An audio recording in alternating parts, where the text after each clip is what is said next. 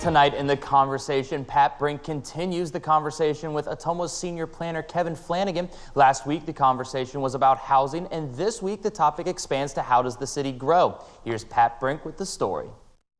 Cities grow or cities die. Or at least they flounder about until they're dead, right? Dying can take a long time, as we all know. Atomo needs to expand to survive. That's the opinion of the city's senior planner, Kevin Flanagan.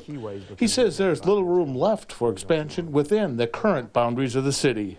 The city's retail growth and capabilities are very low with the existing acreage. There's probably less than 20 really developable acres in the city for retail expansion.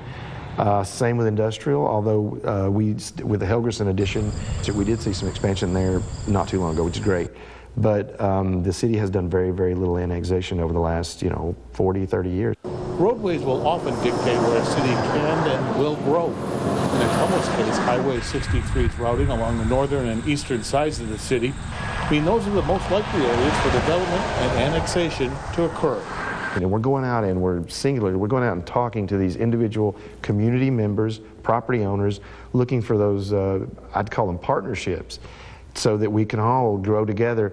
And you go there and there's that property. And then another one over here. If you look to the North 40, as I like to call it, the Exit 40, it starts with a retail initiative for a travel center that we're looking at.